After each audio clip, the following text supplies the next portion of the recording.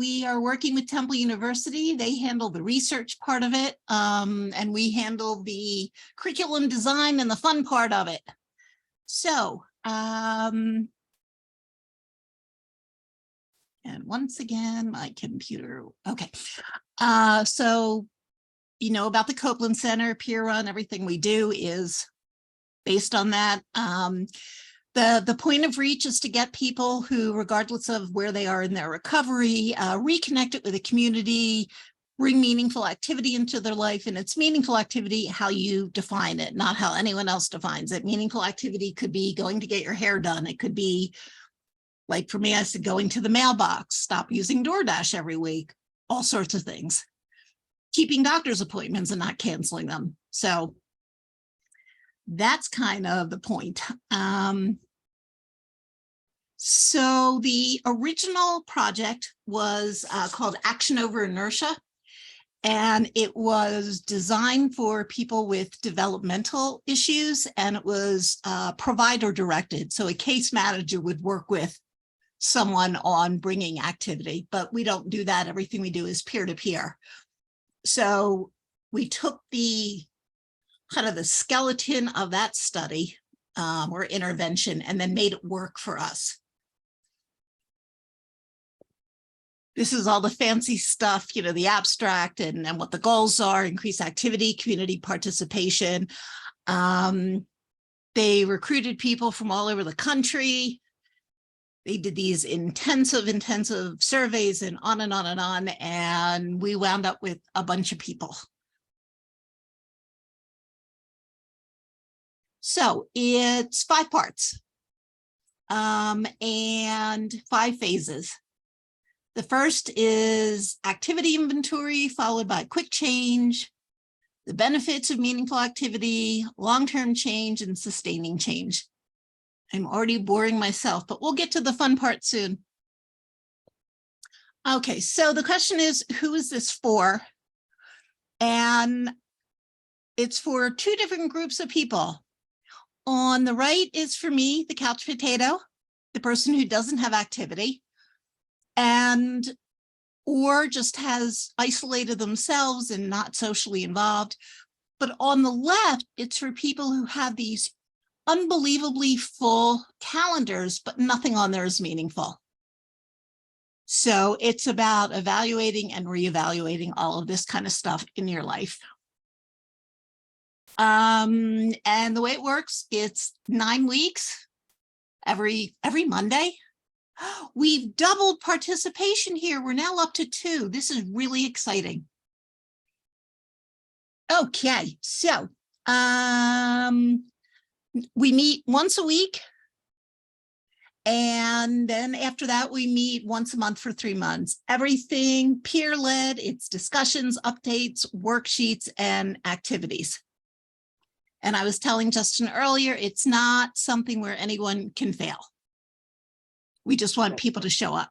These are not real, well, these are real people, but these are not people from the group. This is just clip art that I stole from somebody, which I'm sure is illegal. Okay. There's a ton of worksheets that some people really like if you're somebody who's into that kind of stuff. Other people find them overwhelming and intimidating, but again, there's no rules here. So if you don't want to do the worksheets, you can throw them out. If you want to do the worksheets, it really helps you evaluate where you're at and how to get to the next steps. Phase 1 is kind of where you're at, what you're doing now. And this can be kind of shocking to realize either how full or how not full your day is. I know when I first started this, you know, a large part of my daily inventory was 9 a.m. to noon, stare at ceiling. Noon to 3, read stupid romance book or reread. Anyway, so this just helps you get a really clear picture. So you start out phase 1, what am I doing? Phase 2 is the lovely and talented Waynette Brock just joined us. Very exciting. Hey, Waynette. Obviously very crowded room, so people can move over and make room for Waynette. That'd be great. So phase 2 is what we call quick change activities. And this is just to get people, I compare it to, like, popping the ketchup out of the bottle, just to get people started thinking about making changes. And as you can see, none of these are super, super scary or impossible. And depending on who you are and what you can do, what you want to do, it's just a way to get started doing something different, something meaningful.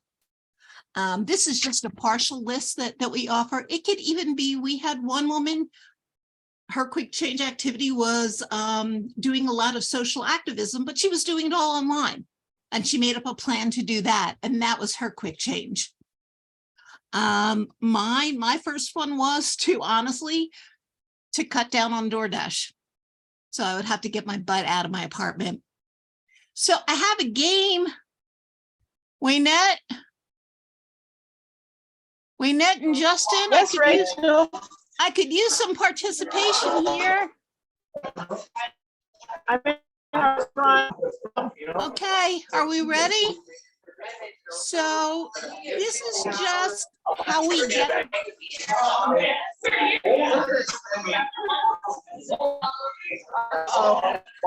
I'm getting a lot of feedback somewhere. So this is just a way that we try and jumpstart people's minds. So Waynette, if you would be willing to go first, second, maybe fourth, that would be great. Ready? What's the prompt? I'm in a restaurant. I'm gonna step out. I'm on my way to step outside. Oh, okay. So we call this the wheel. You're frozen. This is just a silly thing we do to get people thinking of different ways of bringing activity. So we spin it. It lands on. Okay, think of an activity you can do outdoors. And that can be anything from just, like I said before, walking to the mailbox, going to a park. You don't necessarily have to be with anyone else unless you want to, up to you. I'll do another one. Testing. Can you hear me? Yes. Yay. Okay. I didn't see a wheel. Did you have a wheel we're supposed to see, or are you spinning a wheel that only you can see? Oh, you don't see the wheel? No. Well, that's just breaking my heart. Let me try this again. Okay. And hopefully my audio lasts long, because I do want to participate, Rachel. You're phenomenal. Okay. Thank you. All right. So do you see the wheel now? Yes. Okay. So we spin a wheel. And this is what's an activity you can do at home? Okay. Do I have to state it? If you're comfortable. Yes. No. Okay. An activity I could do at home is what I did today, because I have been a couch potato, but most of the conference, I've been trying to walk around and carry the laptop with me so I can get some movement in, because I've been such a couch potato. I've been afraid that I'm going to get blood clots or something. Oh yeah, no, same here. Major, butt dent in my sofa. Yes. Okay, Waynette, you want to try one? Sure. Can you see me and hear me? I can hear you. Can you see me? Oh yeah, there you are. Okay. Okay. Getting in the middle of the street. All right, this is so not you, but what's an activity you can do where you just watch? Do I have to be appropriate? No, not at all. Okay, there's so many. Pick one activity I can participate in where I just watch. where you just watch. Swimming. You like to watch swimmers? That's a little creepy, but we'll go with that. Okay. Well, And before I knew how to swim, yeah. Oh, okay. We'll do just one more and then we'll go back to the presentation. And an activity that, whoops, I don't know, I'm always surprised by that. An activity that one could do alone.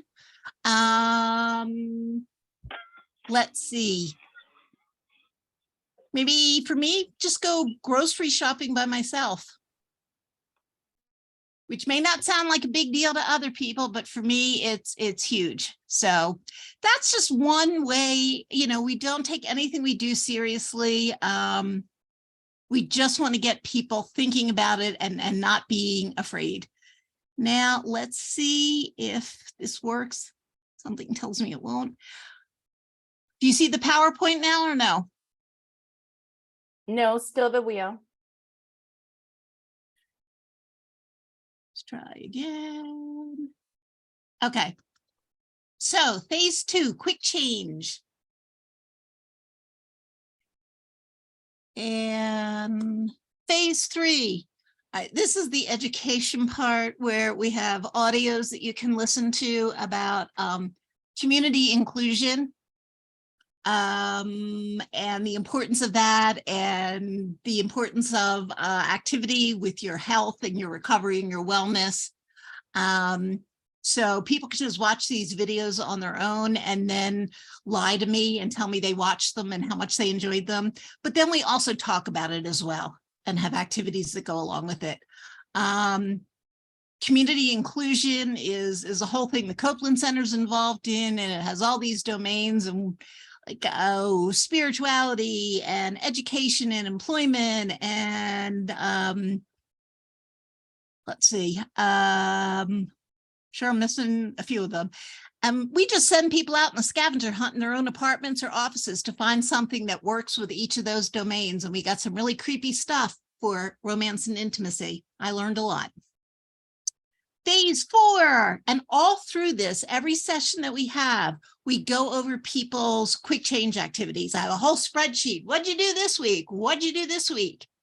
And people can see what they've done, and sometimes they've done nothing, and sometimes they tried something and it didn't work.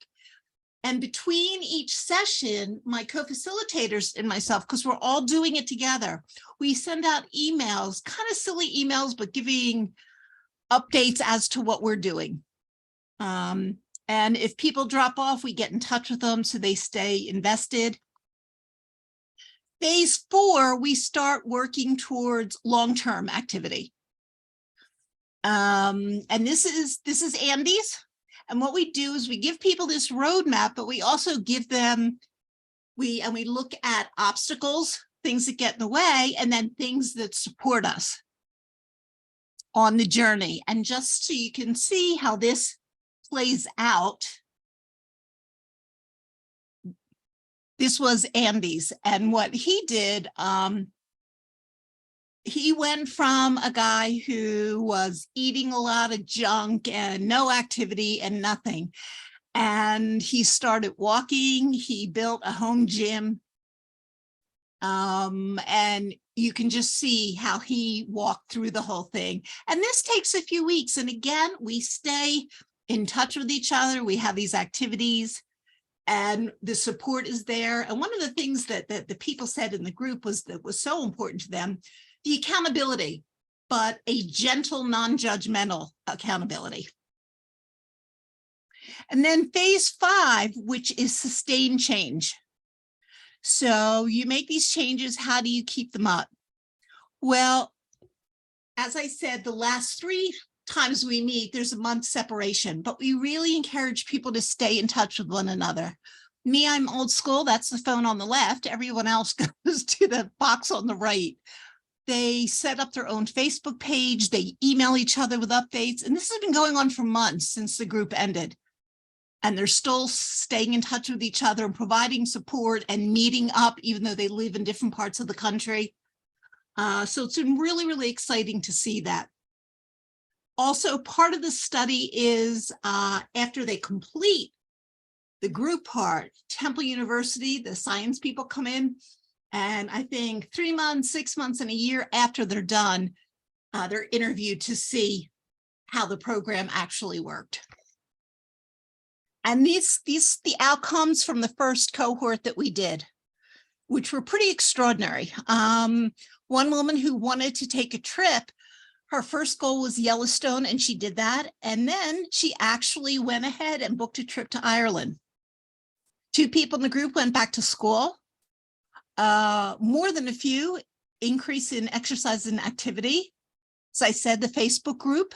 Oh, no, one of the women who hadn't left her apartment in forever started this online Facebook group that is set up so people get together monthly for dinner.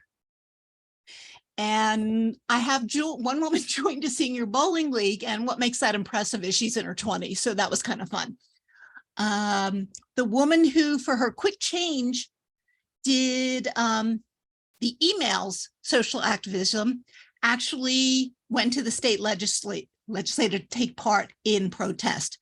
And she's a woman who had some real physical challenges, so this was pretty exciting that she did this. The woman on the right in the picture, if you look closely, that is the Little Mermaid in a balloon. Not a balloon animal, but a balloon figure. This particular woman, that became her meaningful activity, and she was making money at it. She did kids' parties. You can see she's pretty extraordinary at it. Little Mermaid, complete with a coconut bra. Can't beat that. So, but it's a smile on her face. It's so extraordinary. And yes, I have permission to use the picture. To me, what's important is how it is all about peers, not only supporting peers, but I have my 2 colleagues here, Natalie Klaus Rogers and Jessica Daggett. And the reason I include them and the participants, because they're helping us create this as we go along. There's the scientific research part, but us figuring out what makes it fun, what keeps people engaged, that's peers. And Jessica in particular was a participant in the first group and was so invested that we are now mentoring her to facilitate future groups in this. And you can see that I have no ego problems visioning myself and my colleagues as 3 superwomen. So there we go. Ideally, the entire research project will be completed sometime early in 2024, at which point the Copeland Center will roll this out as a program that will be available to anyone who wants to sign up for it.